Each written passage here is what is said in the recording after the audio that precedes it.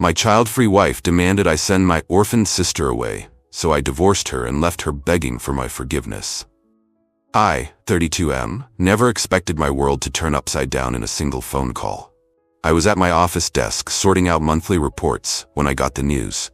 A terrible car accident had claimed my father and mother's lives. They left behind my little sister, just 14 years old, suddenly orphaned. I rushed to the hospital, heart pounding, and found her in the waiting room, tearful and alone. Without hesitation, I hugged her close. She was my sister, my blood, and now my responsibility. My wife and I had always been child-free. She was adamant about it since the day we discussed marriage. I respected her choice. We enjoyed a quiet, stable life with no plans for kids. But this was different. My sister wasn't some hypothetical child. She was family.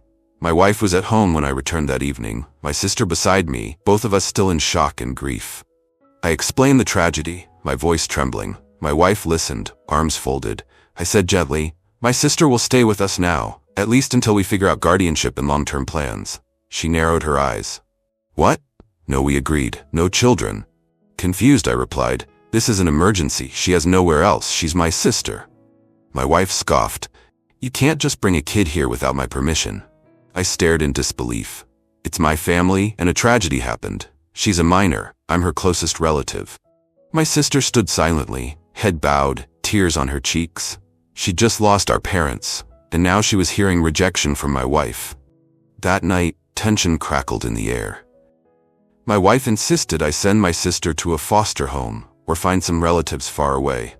"We have relatives on mother's side," she said dismissively. But those relatives were distant and struggling themselves. I tried to reason with her. "She's traumatized, she needs support.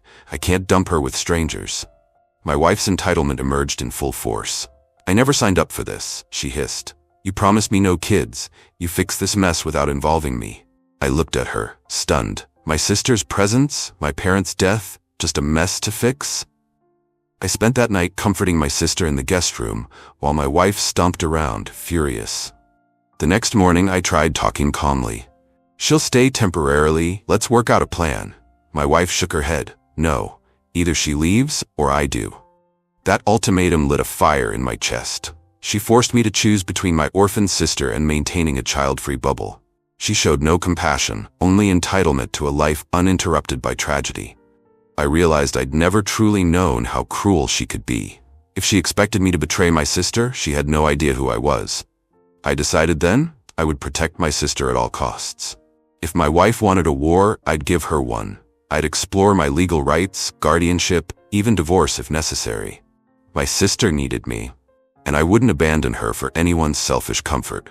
The next day, I met with a family lawyer, explaining the situation. He affirmed that I could become my sister's legal guardian easily, as I was an adult sibling with stable income and a suitable home. The only complication was my wife. Legally, she had no say in whether I take in my sister, unless it affected her rights to marital property. The lawyer advised documenting my wife's attempts to remove my sister, as it could influence divorce proceedings if it came to that. When I returned home, my wife was waiting, arms crossed. She wasted no time. "So, when is she leaving?" I took a breath. "She's not leaving. I'm filing for legal guardianship." Her jaw dropped, then twisted into a sneer. "You'd choose that brat over your own wife?" My anger flared, but I kept calm. "She's not a brat. She's grieving her parents.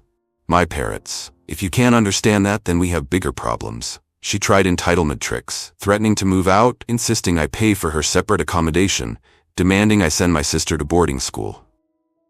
"We can afford it," she said smugly. "Ship her off somewhere." The cruelty stung.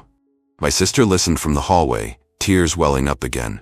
I reassured her quietly, "Don't worry, you're safe here." My wife tried dirty tactics. She began nitpicking my sister's behavior. "She's leaving her backpack on the couch. She's too noisy." My sister tiptoed around, terrified of causing trouble. I confronted my wife, "Stop harassing her." She retorted, "This is my home too. I have rights. I'm not tolerating a child here." I recorded some of these interactions on my phone. My lawyer said evidence of her hostility might help me in court. After a week of tension, my wife escalated. She demanded I send my sister away by the weekend, or she'd take legal measures to force it. Ridiculous bluff. She had no grounds to force me to abandon a family member. I called her out. You can't force me to do that. You have no claim on her. She screamed, You owe me. I married you under the promise of a child-free life. You broke that promise. I fired back. I didn't break anything. A tragedy happened. You have no empathy. Her face twisted with entitlement and rage. Don't talk to me about empathy. I'm entitled to the life we agreed on. At that moment, I realized there was no saving this marriage. Her cruelty toward an orphaned teenager was unforgivable. I decided to file for divorce and request full ownership of the house, given her behavior. My lawyer advised that her attempts to force me to abandon a dependent relative might sway property division in my favor. She laughed when I mentioned divorce. You'll regret it, she said, eyes gleaming. I'll take half of everything. I just shook my head. With evidence of her malicious intent and lack of cooperation, I was confident the judge wouldn't reward her cruelty. Soon, she'd learn actions have consequences. A few weeks later, we met in court. I'd filed for divorce and guardianship of my sister simultaneously. My wife came in dressed sharply, confident smirk on her face. She and her lawyer tried to portray me as someone who sprung a child on her without warning. They claimed I was reneging on our original agreement, no children, and thus causing marital distress. My lawyer presented the facts: unexpected death of my parents, orphaned sister in need. We played short audio clips of my wife demanding I get rid of my sister, mocking her grief and calling her a burden. The courtroom grew quiet as everyone listened to her cruel words. The judge's expression hardened. She attempted to justify herself. I never wanted kids. I told him that from the start. He's forcing me into this situation. My lawyer gently reminded the court that my sister's arrival was due to tragedy, not a planned decision. I had every right to care for my minor sibling. The judge asked my wife, So you're suggesting he abandoned his orphaned sister because you don't like children? Her stammered response sounded hollow. I just wanted my life back. I didn't sign up for this. I presented character witnesses, family friends who knew how close I was to my sister, how I supported her after the accident. They confirmed I'd always been a responsible brother. Meanwhile, her witnesses, a couple of her friends, offered only vague statements about how she disliked kids. Nothing substantial. When it came to dividing assets, my wife demanded half the house, half my savings. She insisted she deserved compensation for this breach of contract.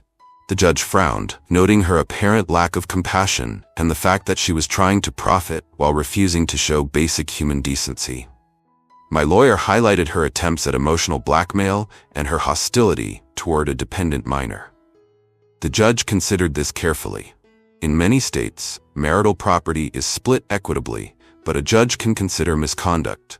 Her behavior looked like moral bankruptcy, something the judge found particularly distasteful. In a surprising turn, the judge ruled strongly in my favor. I kept the house and majority of the assets. My wife received a modest portion, much less than she expected. The judge also granted my guardianship request for my sister, praising my willingness to step up during a family crisis. My wife erupted in anger outside the courtroom, accusing me of tricking the judge. You'll pay for this, she snarled. I stared calmly. I just protected my sister from your cruelty. There's no trick, just truth. She stormed off, furious and humiliated. Over the next days, she tried calling me repeatedly, begging me to reconsider, to give her another chance. She apologized half-heartedly, claiming she acted out of fear and stress. I wasn't interested. She'd shown her true colors. There was no going back. With the divorce finalized, I settled back into the house with my sister. We grieved our parents, but found comfort in each other's presence. The oppressive tension my wife brought was gone. My sister started therapy, and I worked to help her regain some normalcy, enrolling her in a good school, setting up her bedroom in a comforting, stable environment. My ex-wife tried every angle to reach me: tearful voicemails, emails describing her regret, even showing up at the front porch. She once knocked, crying, I made a mistake. Please, I can learn to accept her. I stepped outside, kept the door behind me locked, and said quietly, when I needed understanding, you offered only cruelty. Now I owe you nothing. Her tears turned to anger, then desperation as she realized I was serious. She threatened to spread rumors that I'd manipulated the court. I shrugged. Who would believe her after we presented hard evidence? She threatened lawsuits, but for what? She had no grounds. The divorce decree was final and fair, given her behavior. Eventually, her calls tapered off. My sister noticed my calm resolve. She asked once, "Do you miss her?" I thought about it. "I miss the person I thought she was, but not who she truly is," I replied. My sister understood. We moved forward, free from that toxic influence. In time, I rebuilt my life around my new role as a guardian. We supported each other through grief. My sister excelled at school, made friends, found hobbies. I watched her grow stronger, grateful I didn't sacrifice her well-being to appease my ex-wife's demands. If I had listened to my wife's ultimatum, I'd be haunted by guilt forever. I learned that true character emerges in crises. My wife's entitlement and callousness revealed someone I couldn't respect or trust. So I took a stand, fought back legally, and ensured my sister's safety. In the end, I emerged victorious and unburdened.